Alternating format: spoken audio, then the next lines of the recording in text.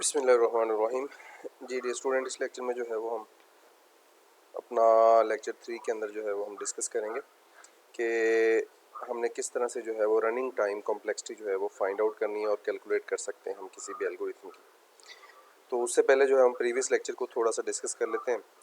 तो previous lecture में जो हमने डिस्कस किया था वो था रैम मॉडल। रैम मॉडल क्या है? रैम मॉडल बेसिकली आपको एक number of set of instructions provide करता है कि जिससे आप जो है वो टाइम कॉम्प्लेक्सिटी और आप स्पेस कॉम्प्लेक्सिटी जो है उसे फाइंड आउट कर सकें। तो स्पेस कॉम्प्लेक्सिटी क्या होती है? स्पेस कॉम्प्लेक्सिटी होती है कि जिसकी बेस पे आप जो है वो नंबर ऑफ मेमोरी कितनी आपने कंज्यूम की है। स्पेस कॉम्प्लेक्सिटी में बेसिकली ये होता है कि जी आप एल्गोरिथम जो है वो आपका मेमोरी कितनी कंज्यूम कर रहा है, कितने और ज़्यादा सबसे बेहतर एल्गोरिथम वो होता है जो सब कम से कम जो है वो स्पेस को कंज्यूम करे, जैसा हम प्रीवियस लेक्चर्स में देख चुके हैं, मैंने एग्जांपल्स के साथ आपको बताया है। तो इस तरह से ये हमने लास्ट टाइम डिस्कस किया था। तो आज जो है वो हम डिस्कस करेंगे कि हम एल्गोरिथम्स का रनिंग टाइम जो है वो किस तरह से कैलकुलेट कर सकते हैं। तो उसमें सबसे पहले हमें जो है वो ये देखना, रनिंग टाइम डिपेंड किन किन चीज़ों पे करता है। ठीक है, ये सबसे पहले तो डिपेंड करता है जी इनपुट साइज़ पे, कि आपका जो एल्गोरिथम का इनपुट साइज़ है वो कितना है। फ़र्ज़ करें आपने 3 एलिमेंट किए रहे हैं तो उसको रन करने में तो टाइम ही नहीं लगेगा, लेकिन अगर वही 3000 एलिमेंट पे डिपेंडेंट है तो उसमें आपका काफ़ी ज़्यादा टाइम कंज्यूम होगा। तो उसकी जो परफॉर्मेंस है वो आपको डिफरेंट अंदाज में नज़र आएगी। तो इनपुट साइज़ जो है वो डिपेंड करता है। इनपुट साइज़ में डिफरेंट पैरामीटर्स हैं कि अरे का साइज़ जो है वो कितना है, पॉलिनोमियल डिग्री क्या है, यानी कि वो एनपी प्रॉब्लम है, क्वाड्रेटिक इक्वेशन है, मतलब क्या है ये तो हम नेक्स्ट में डिस्कस कर लेंगे। तो उसका लेवल क्या है, क्या उसकी क्लास है, इनपुट जो है वो आपके पास प्रॉब्लम जो है। मैट्रिक्स अगर आप यूज़ करें तो मैट्रिक्स की साइज़ क्या है, बाइनरी रिप्रेजेंटेशन टेक्निक क्या है, मैट्रिक्स एंड एजिस, अगर ग्राफ की आप रनिंग टाइम एल्गो की आप रनिंग टाइम देखना चाहते हैं तो उसमें उसकी तादाद कितनी है। तो ये सारी चीज़ें आपको मद्देनज़र रखनी पड़ेगी, इनपुट साइज़। और दूसरा जो पैरामीटर वो ये है कि प्रिमिटिव ऑपरेशंस कौन से परफॉर्म किए जा रहे हैं उसमें। प्रिमिटिव ऑपरेशंस से मुराद क्या है वो हम देखते हैं यहाँ next. Unit of operation that can be identified in the pseudo code, यानी सूडो कोड के अंदर जो हमने कहा था कि जी ये एक स्टेप है, ये एक ऑपरेशन है, उसको हम कह देते हैं प्रिमिटिव ऑपरेशन। लाइक प्लस, दो आइटम्स को प्लस कर रहे हैं, असाइन कर रहे हैं वैल्यू को, ठीक है जी, कंपैरिजन कर रहे हैं, तो वो एक नंबर ऑफ स्टेप कहलाएगा। ठीक है, सिंगल स्टेप कहलाएगा, उसी को हम प्रिमिटिव ऑपरेशन कहेंगे। प्रिमिटिव ऑपरेशन जो कि रेगुलरली यूज़ होते हैं ऑपरेशंस। ठीक है, हम उसको ये भी कह सकते हैं। अब अगर आपने running time complexity find out करनी है तो उसके कौन कौन से स्टेप्स हैं जिनको आपको मद्देनज़र रखते हुए आपने उसकी टाइम कॉम्प्लेक्सिटी फाइंड आउट करनी है एल्गोरिथम की। सबसे पहले तो आपने ये जानना है कि जो उसका इनपुट साइज़ क्या है। ठीक है, n items in a list, n and m table अगर मैट्रिक्स में है तो n x multiply by n with n rows and n columns, two numbers of length n. ठीक है, तो ये आपको पता हो कि इनमें उसका इनपुट साइज़ क्या है बेसिकली, चाहे मैट्रिक्स में हो, चाहे सिंपल एरे में हो, सिंपल वेरिएबल्स में हो, आपको ये सबसे पहले जानना ज़रूरी है। टाइप ऑफ ऑपरेशन आपने कौन से करवाने हैं, और टू परहैप्स टू ऑपरेशंस। ठीक है, कौन से ऑपरेशंस करवाने हैं, करने जा रहे हैं, उसके अंदर कौन से ऑपरेशंस उसके अंदर इंक्लूडेड हैं, कंपैरिजन के, स्वैपिंग के, कॉपीज़ के, एडिशन, सब्ट्रैक्शन, मल्टीप्लिकेशन, मॉड्यूलेशन, कौन से ऑपरेशंस उसके अंदर परफॉर्म करवाए जा रहे हैं। हाँ, ये आपने एक बात याद रखनी है कि जो ये स्टेप्स हैं इसमें जो ऑपरेशंस हैं, ऑपरेशंस में आपने इनपुट आउटपुट को ऑपरेशंस में काउंट नहीं करना। ठीक है, ये प्रिमिटिव ऑपरेशंस में काउंट नहीं होते। स्टेप नंबर 3 में count operations whether you wish to continue operations in the best case में आप उसको फाइंड आउट करना चाह रहे हैं, वर्स्ट केस में या एवरेज केस में। तो मोस्टली जो एल्गोरिथम को हम जज करते हैं वो वर्स्ट केस में करते हैं। वर्स्ट केस में इसमें क्योंकि हम उसकी पूरी लेंथ जो है वो कंप्लीट को रन करके देखना चाहते हैं कि उस पर कितना टाइम कंज्यूम करता है। मिसाल के तौर पर अगर आपके पास एक एरे है तो उसके फर्स्ट एलिमेंट को फाइंड आउट करना बेस्ट केस होगा और वैल्यू भी वहीं पड़ी है। लेकिन अगर उसके अंदर 10 एलिमेंट्स हैं, 100 एलिमेंट्स हैं, तो हम चाहते हैं जी ये 100 एलिमेंट्स तक एल्गो चले, तो उसका मतलब है कि आप उसका वर्स्ट केस देखना चाहते हैं।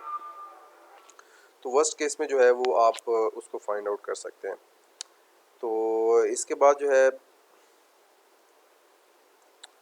For the algorithm and the chosen case best first average, इसको जब आपने सेलेक्ट कर लिया है, express the count as a function, तो फिर आप एक फंक्शन बनाएंगे जिसमें आप एक तो आपने चूज़ किया होगा कि आप कौन सा केस बना इम्प्लीमेंट करने जा रहे हैं, बेस्ट वर्स्ट और एवरेज, और सेकंड नंबर पे आपने उसका इनपुट साइज उसको पास करना है, यानी एक फंक्शन बनाएंगे जिसको आपने दो चीज़ें पास करनी है, ठीक है, और वो आपको काउंट करके देगा।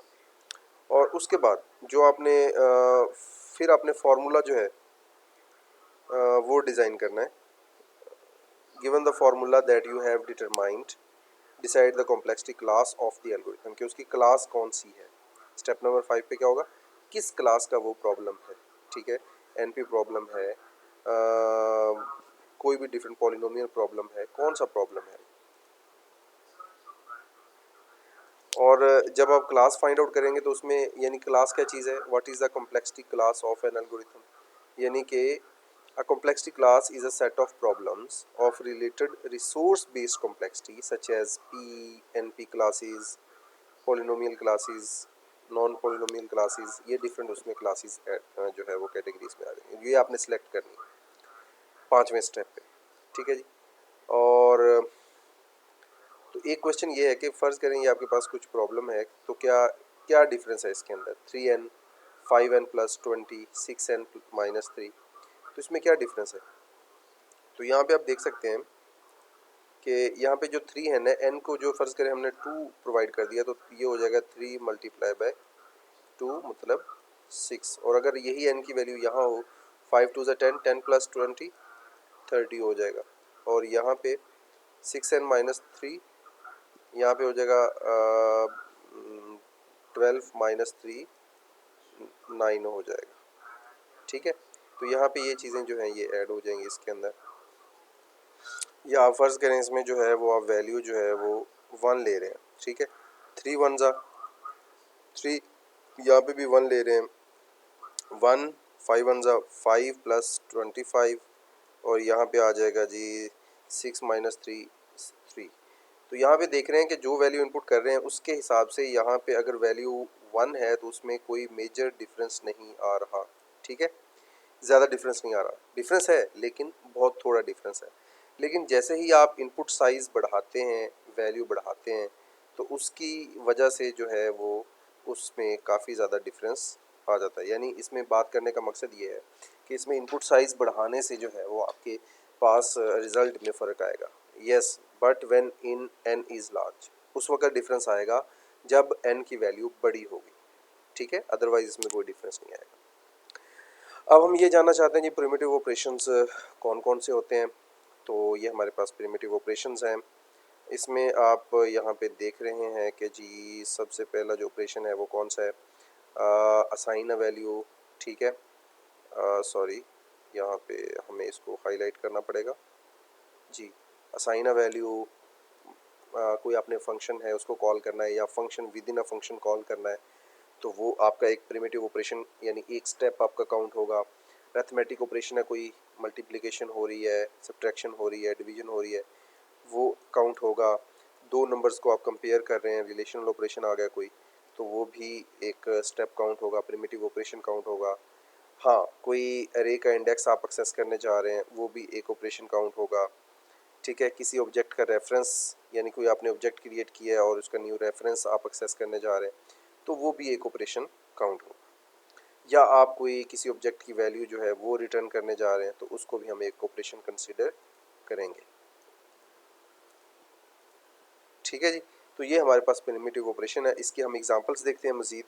हमारे पास लाइक असाइनमेंट स्टेटमेंट है, तो इसमें जो आप ऑपरेशंस आपको नज़र आ रहे हैं वो कुछ इस तरह से हैं कि यहाँ पे आप देख रहे हैं, यहाँ पे आपके पास एक ये है a is equal to 5, simple assignment हो सकती है, या आपके पास एरे की